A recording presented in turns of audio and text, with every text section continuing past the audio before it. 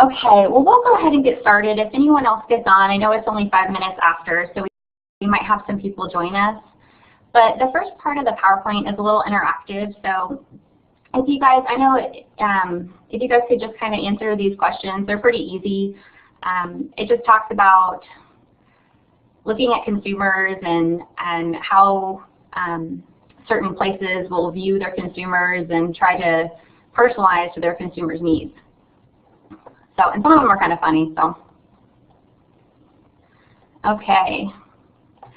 So, if we're looking at traits, is this person more likely to be value conscientious or materialistic?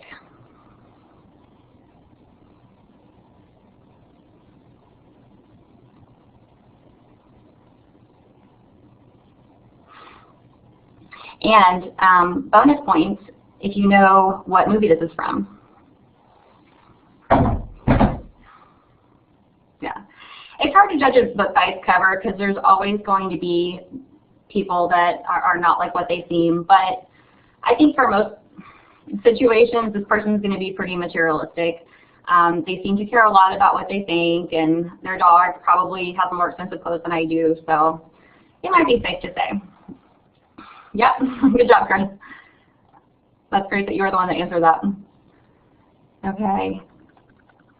Now, this one right here. What type of music is he most likely to download on iTunes?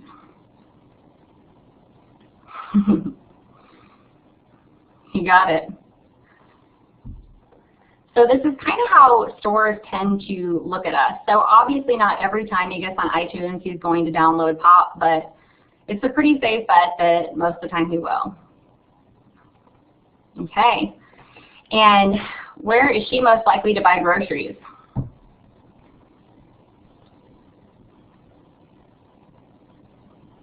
Yeah. I think Whole Foods is pretty safe. We know that she probably cares a lot about what she puts in her body, being a personal trainer. So,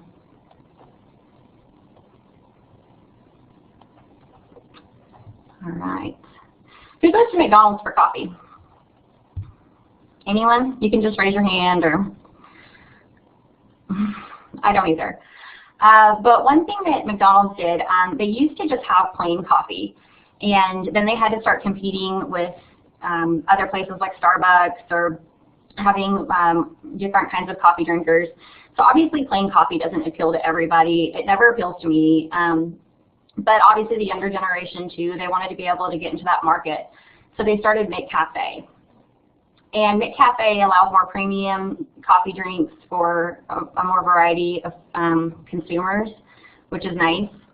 Actually, in a taste test, and this was a little while ago, but in a national taste test, McDonald's plain coffee beats Starbucks coffee. So what was significant about that is that Starbucks actually had to reduce its prices after that because they realized they were charging people way too much for their plain coffee. So, okay, and this is a little bit more of a thinking question. How can this company grow its consumers by appealing to more teenagers? What's something they could add in Barnes & Noble to get the younger generation to go shop there? And there's really no wrong questions or wrong answers.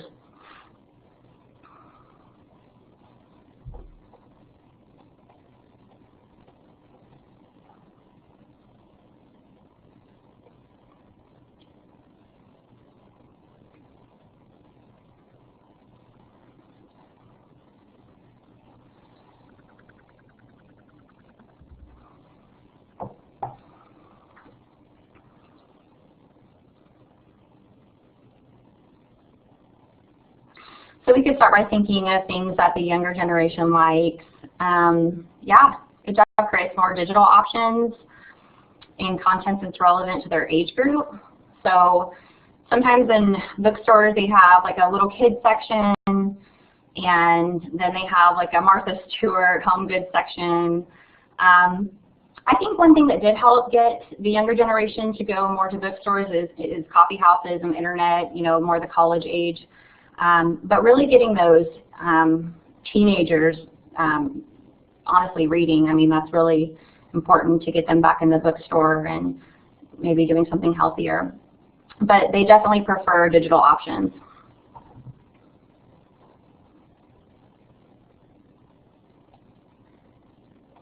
Okay. Is anyone here, and don't be shy, are you the consumer that likes to use the complaint button?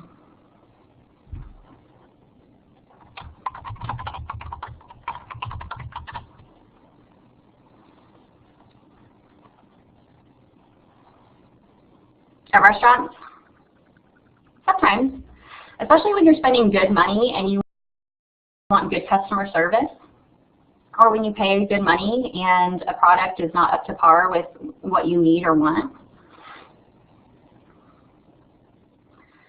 I think I am when it comes to over-promising and under-delivering at a lot of expensive stores, because if it's not how I want it, I'm going to get my money back. And I'm not necessarily, the complaint budget doesn't mean you're a complainer or a whiner or you're going to drag out the manager every time, but it does mean that you can return your good or service or maybe exchange it for something that is more fitting to your need.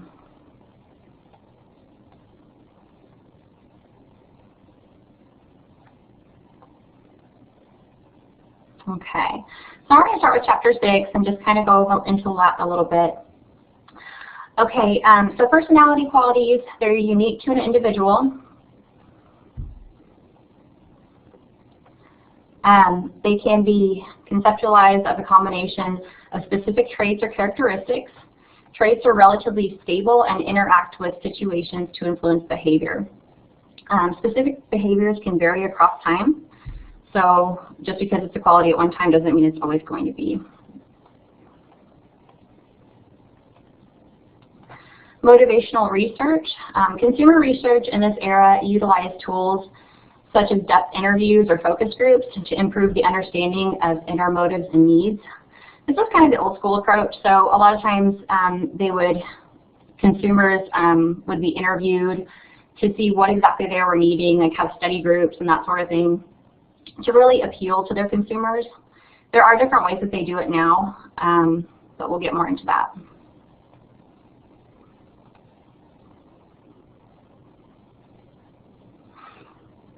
So does this ad appeal to some deeply held motivation?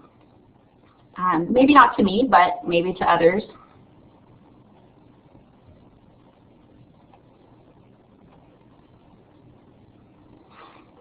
Trait is a distinguishable characteristic that describes one tendency to act in a relatively consistent manner. So obviously, what are your traits? Trait approach to personality.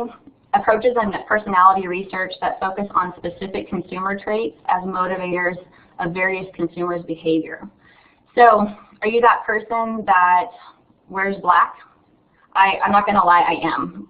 When I buy my clothes, I typically go to the clothing store that has the black colors. I don't really do a ton of colors, and sometimes I make myself. But what are some things that you usually buy at a store, whether it's a clothing store, or is there a certain restaurant that you always go to? Yeah, blue and tan. My husband always wears blue and tan. I don't know, I think that's a go-to male color.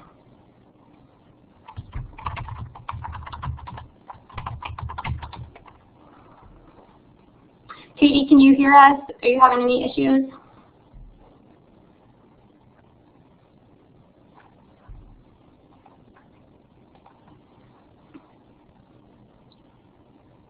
Okay. Okay. I think Katie will be back. Her computer's just having a rough day, she said. Okay. But everyone else is doing good, so we'll just keep going.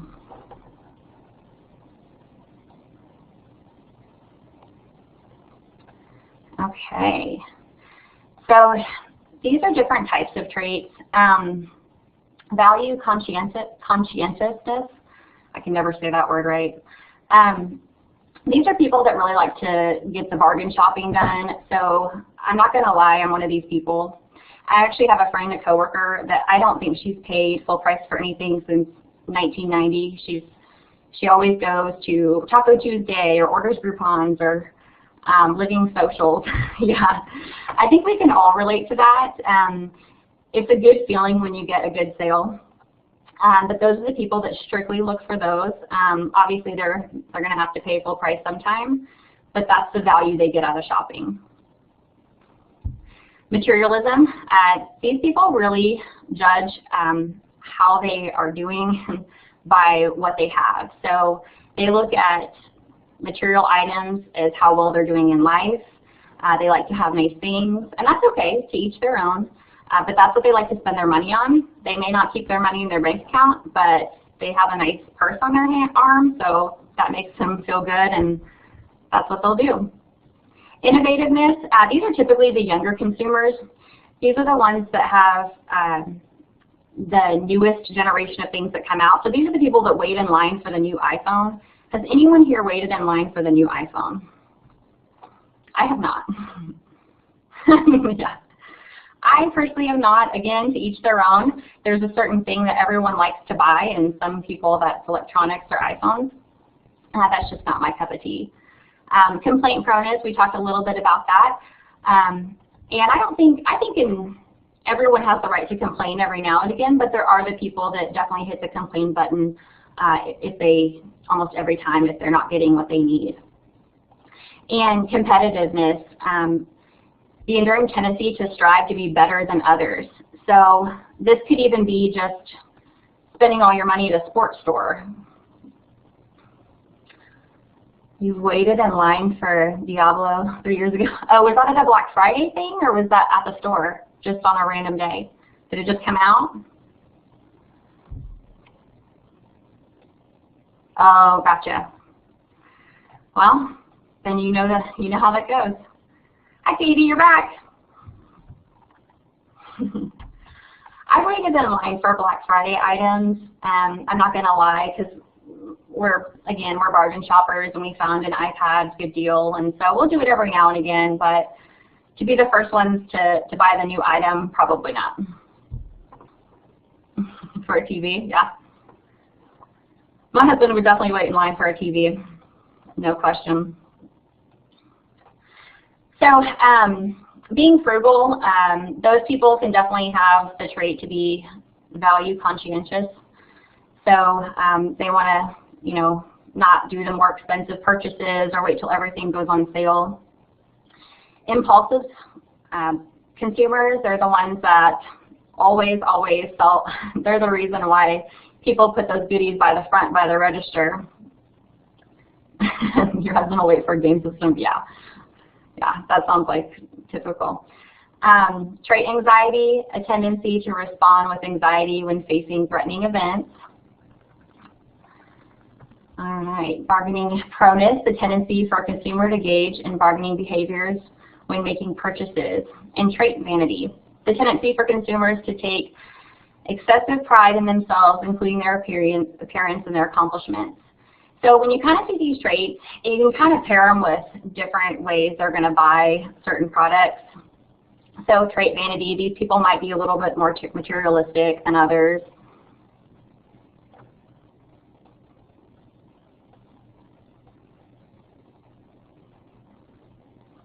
Okay. And the 5-factor model, trait perspective that proposes that the human personality consists of 5 traits: agreeableness, extroversion, openness to experience, stability, and conscientiousness. So extroversion, they're more talkative and outgoing. Extroverted, you've got the kind-hearted, sympathetic, creative and open to new ideas. And then stability, they avoid mood swings. They're more the purchaser that's going to investigate everything before they actually buy it. And then you've got the precise, efficient, organized consumer. Which one would you think that you are the most of? I'm not going to lie, mine is agreeableness. Sometimes even if I don't like something, I'll tell them I do at a store just so that I don't feel mean or feel bad. Yeah.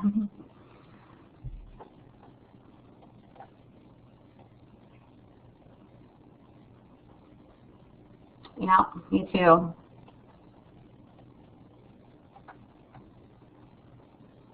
Okay.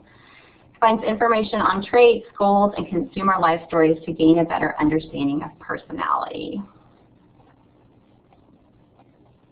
Okay, we're going to go right. I'm going to click a few more over. Okay, so lifestyles. This is a good one, refers to the way consumers live and spend their time and money. So what are things that you do in your lifestyle that focus on where you spend your time and money? So, you know, sometimes the younger generation will focus a little bit more on clothing or going out or, you know, going out to eat, whereas the older generation will sometimes focus more on cooking at home and buying groceries. Entertainment, okay. Oh, Felicia, we're actually talking about where you like to spend your time and money. So what's something that you like to spend your time and money on? For me, I hate spending money on eating out. I'm like the older generation too. I totally agree with you on that one. And I don't go to the mall unless I absolutely have to, and I cook at home too. Books, that's really good.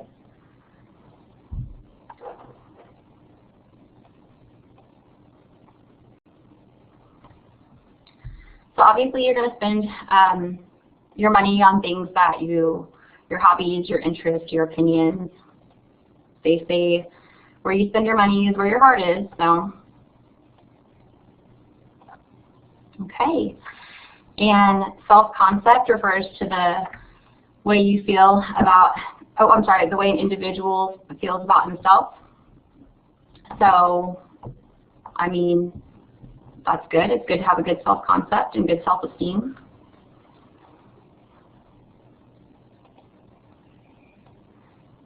All right.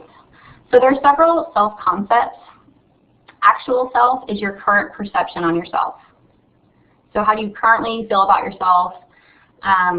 Ideal self is how you would like to be seen. So how you hope others will see you and what do you strive to be towards. Social self is how you think others see you. So obviously you would hope that they think you're generous and kind and want to work on that if not. Ideal social self is how you'd like others to think it. Social self is how others see you, and ideal social self is how you would like others to see you. I hope I said that right. Possible self, kind of self-explanatory, what you could become, and extended self. Possessions help form the perception of yourself. So, how does everyone see themselves? That's kind of a hard question. I like to think I'm outgoing, but then there's times I can be really shy. I like to think I'm hopefully generous and kind to people, but there's times where, you know, I'll put my foot in my mouth, so. You're reserved? Katie, I love that you put awkward. I'm always awkward. Okay. Okay, so self-esteem. How positive, awkward for me too. I love that. How do you feel about yourself? Do you have good self-esteem? I hope everyone feels positive about themselves, and I hope they don't need, you know, money or things to do it. So just doing good things to yourself, be kind to yourself, and hopefully doing that in a healthy way. Okay. So everyone has a store that matches what their look is. Can anyone think of anything at the top of their head? I always shop at New York & Company, and so sometimes I'll mimic what the styles they have there. But I'm also TJ Maxx and Ross, so you know, you can kind of get anything from there. Does anyone have a store that they usually shop at that maybe matches their image? Okay. So you get places, you get things at different places? Ah, Maurice's in Wet Seal. I haven't been to Wet Seal in a long time.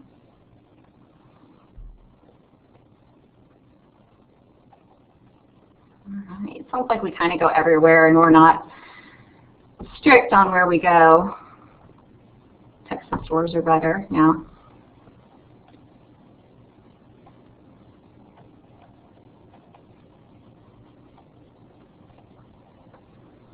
Okay. All right. So when we look into culture, how does your culture shape what you buy and what you do? It's actually going to determine most of our purchases on how we're formed by our culture. And we'll get into that. So this is pretty interesting. So there's going to be different things that in different cultures people can do and what's okay with society. A consumer the age of 14 to 18 consuming beer or wine in a restaurant, obviously we know that's not acceptable here. Actually, in Texas, when you're 18 and you're with your parent, you can order alcohol at a restaurant. I didn't know if anyone knew that. And then in other countries, that's perfectly acceptable. So you can buy that, and obviously there in certain countries, yeah, in Texas. In fact, when I used to wait tables in Stillwater, we would have a lot of students come up and they would sit in my section, and they're like, "Oh, my mom's with me. I'm going to order a margarita." I was like, "Yeah, it's going to be a lot different for you here." But there's a lot of countries where certain meat isn't acceptable. There's a lot of countries where certain clothing isn't acceptable. So it's really going to shape how the fit of the consumers and what's being sold and purchased there. Okay.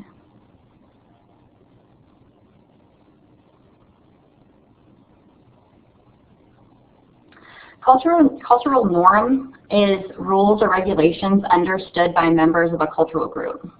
What are some things in our culture that isn't a written rule but we just don't do? And this could be anything. Oh, sorry.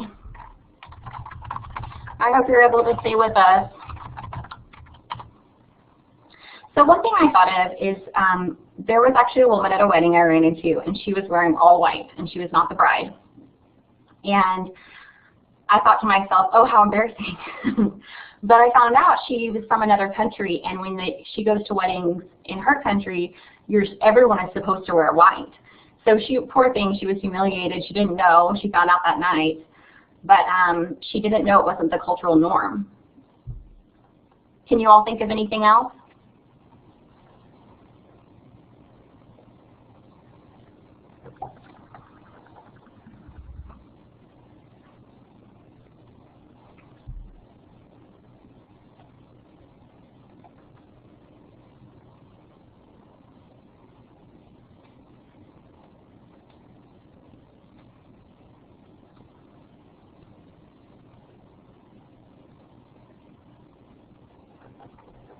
Okay, we'll go ahead and go next. Okay, so this just shows ecology and tradition.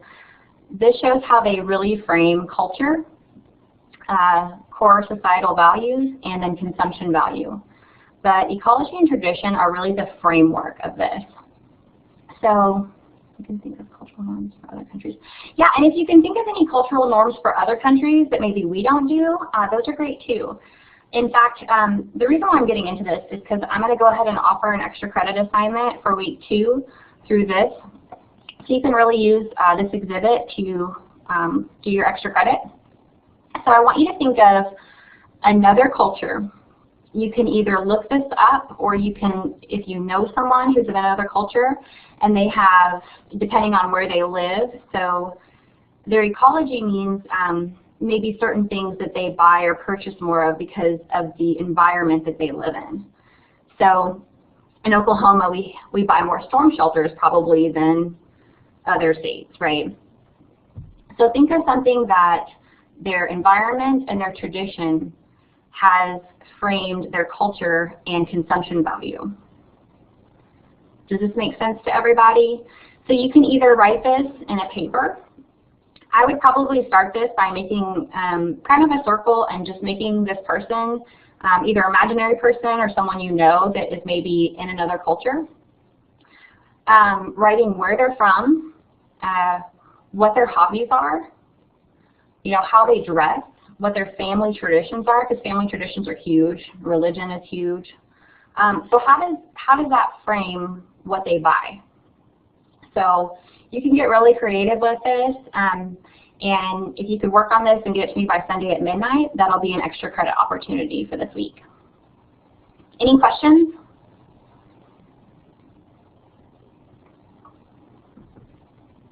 Sound good?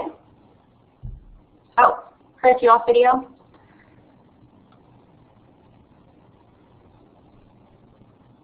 Can you all still hear me though?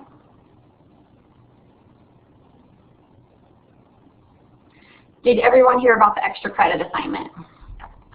Sorry. Okay.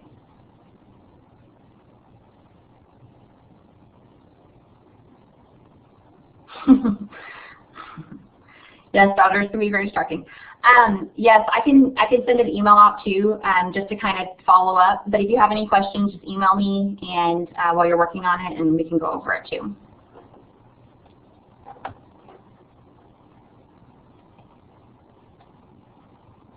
Okay. Religious tradition shape consumption purchase experiences, but also purchases. So anything, is anyone here a certain religion where they maybe purchase more one thing, or does that affect your buying experience? Sometimes that means people wear, you know, more conservative clothing or buy certain jewelry, even the decorations in their house.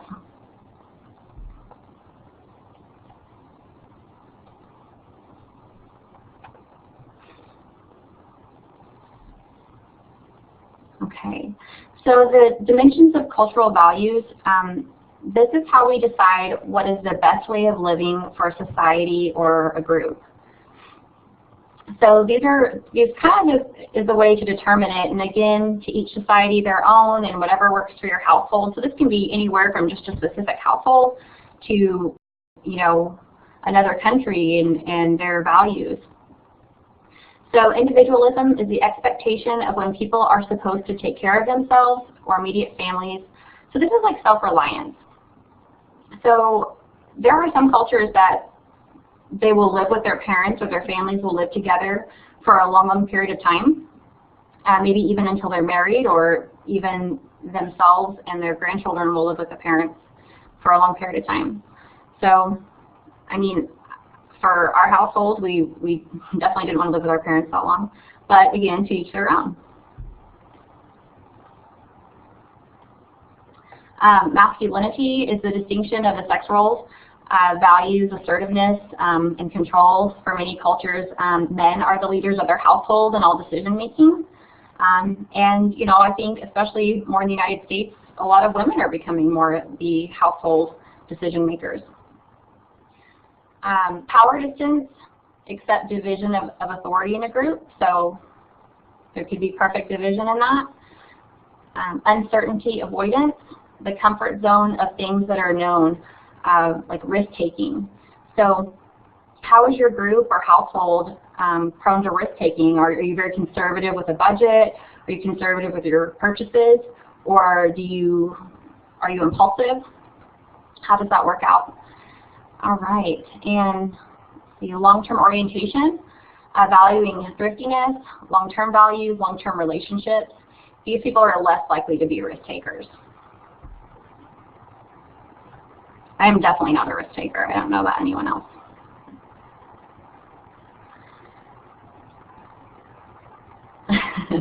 I'm too scared. Okay. All right, this is the process of time it takes to consumers to adapt to a new culture from what they're not used to. So, so you are a risk taker. That's pretty neat. So does anyone here travel or travel to other countries, or maybe have been to another country? How long did it take you to get used to that country that you were living at, or even just you know, associating with the culture there. Studies show that females actually get more, or become quicker to adapt to the culture than males. I'm not sure why. I think I'm pretty quick to adapt because we were a military family, so we just moved around everywhere, and I'm just used to change, and I love change. My husband is not a change person. He doesn't like it. It's weird for him. So everyone's different. Does everyone here accept change very well, or would you rather things just stay the way they were?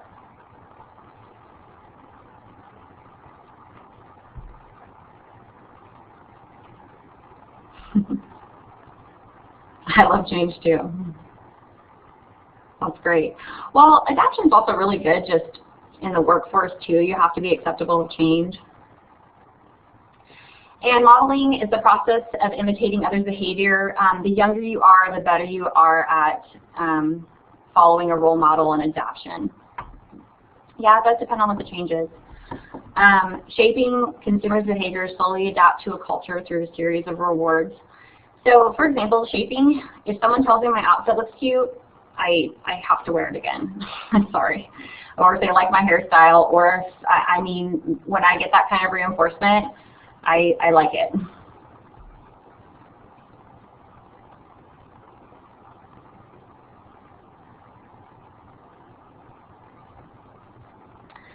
Okay, so let's see. There's ways of communication.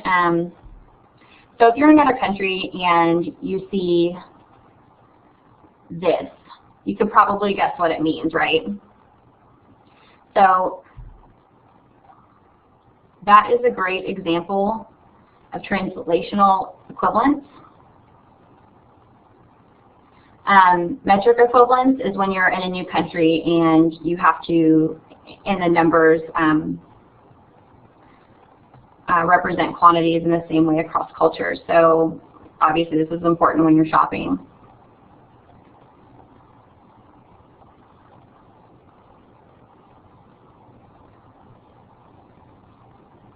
Right.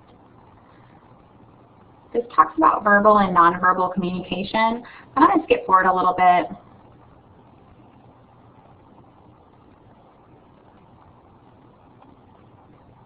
Okay. This is the idea that even if marketing is global, but you have to make sure it's respectful and appreciated in other cultures. So remember that image we saw earlier of the woman in a swimsuit?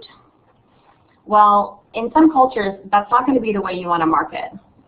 So it's really just knowing where your market is. So even if the company is global and they market global and they sell global, they have to market different in every single culture.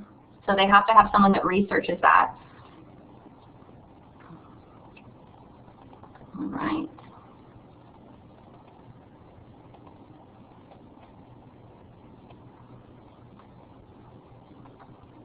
Situational influences, effects independent of enduring consumer brand or product characteristics.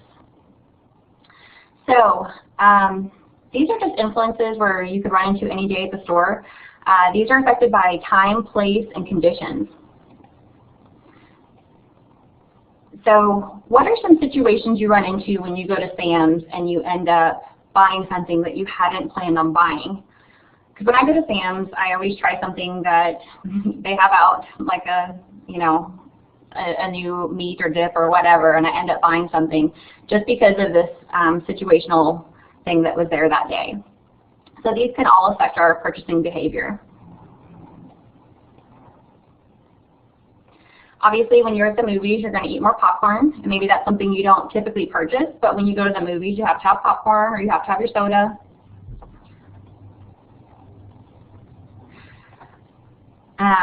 Time and consumer behavior. Hey, sorry, can you give me just a minute? Sorry. So time definitely affects our purchasing behavior. Time pressure, so certain sales. Time of the year, obviously you've got your seasonal shoppers, and time of the day. So what are you most likely to buy in the morning? Or what are you most likely to buy in the evening? These all affect our consumption. Ladies, what happens when you go shopping with a friend? They tell you something looks cute and you buy it, or they tell you to buy something else with it, and it leads us to spend more money than we had originally planned. And the little boy, Chris is like the first one to reply to that. Oh no, Felicia did too. Yeah, you don't buy anything when you're with people. See, I'm the worst. I do feel pressured with my friends to buy a little bit more than I necessarily would have. That's why my husband's like, don't go shopping with your friends. Personal shopping value, the overall subjective worth of a shopping activity considering all associated costs and benefits. So, what do you get out of shopping? Do you like the experience, or do you go to get the job done?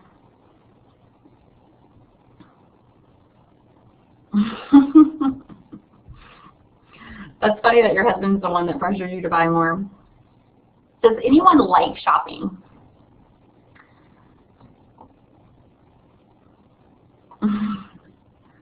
Yes, Hobby Lobby is really hard. Hobby Lobby, TJ Maxx and Marshalls. It's been years in Hobby Lobby. I love y'all's responses. They're great. Yeah, so sometimes shopping, I have friends that get stressed and they just say, I need to go shopping. I need to go buy a pair of shoes. Because not only do they want the purchase, but they just like shopping, which some people do and some people don't.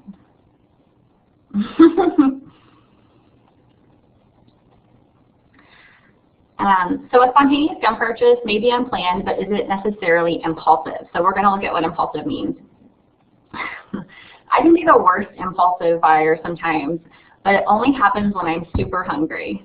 Anyone else like this? Can anyone else walk by Auntie Anne's in the mall and not purchase something from there? So impulsive behavior is emotional. Sometimes it can be really bad. Obviously, you want to be controlled. Unplanned behavior is also something you do more to get the job done. Yeah.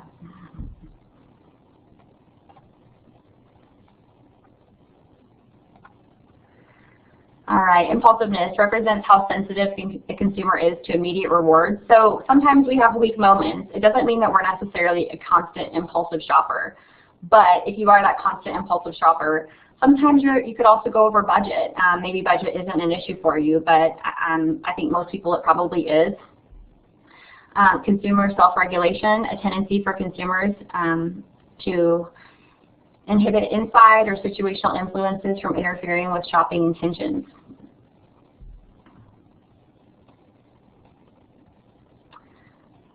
So, what kind of shopper are you for the most part? Are you one that runs around and suddenly you're hungry and you're going to get whatever you do to make you feel better? Or are you going to go to the grocery store, pre-plan dinner, cook it at home, and that way you don't get to that point where you absolutely need it until it's ready for you? It says a lot about our personality. Pre-plan. I always pre-plan during the weekday, but the weekends are a little bit more crazy for me. And I will say this comes into the time thing too. So timing can influence our purchasing behavior.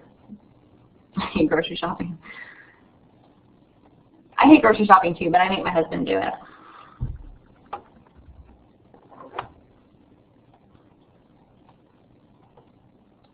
Compulsive consumer behavior, this can be very harmful and uncontrollable. This is more when impulsive becomes a habit. So obviously fast food isn't so bad if you have to run somewhere on the weekends and grab a pizza or your go. But if this becomes a daily thing, this can be harmful to your health and harmful to your wallet and a lot of other things. So you do want to be careful with it.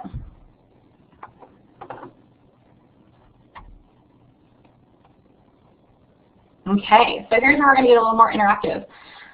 What does this picture best describe? Situational influence, impulsive consumption, or all of the above?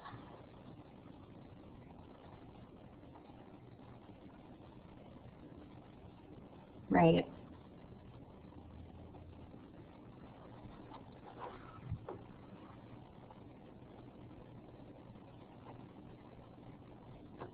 right? I mean, she's on her cell phone. She probably didn't plan on buying shoes, but this is why marketers and advertisers are so good, because they have this window or these advertisements and these things that catch your eye, and you stop and you want them.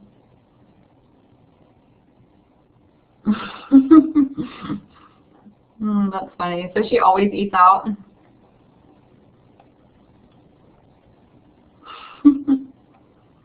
Okay, what does this picture best describe?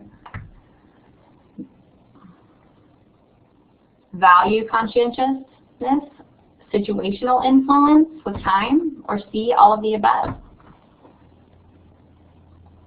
Yeah.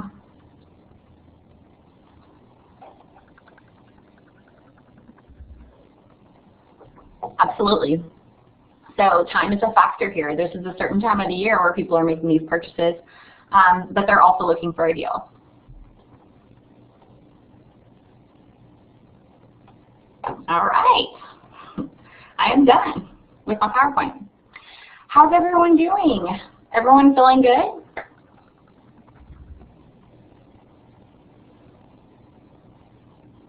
Good.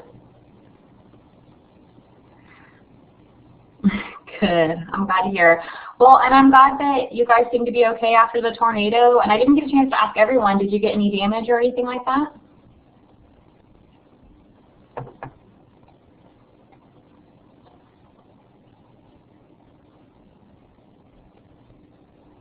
That's good. How's it? Oh, good. Well, I'm glad to hear most everyone seems to be doing pretty good. Any questions on the assignments for this week? But also, this is something you could always email me about too, or we could have a phone appointment as well.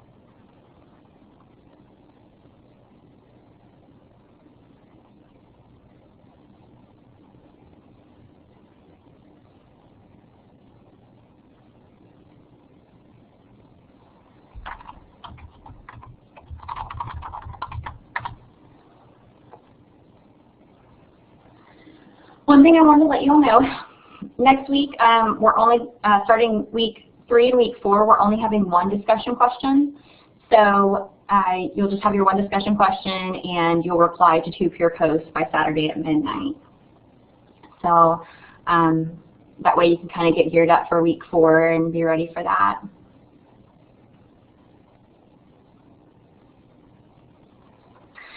Felicia, if you want to email me, let's set up a phone appointment for Monday, and that way we can go over anything we need to. Does anyone else need an appointment or anything?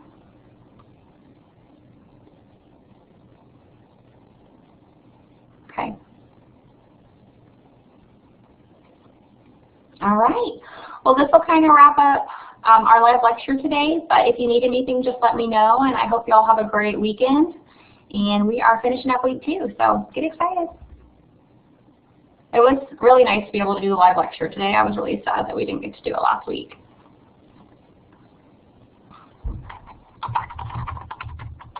Thank you all. Have a great night. And if you don't forget to log out, I'm going to log you out, okay?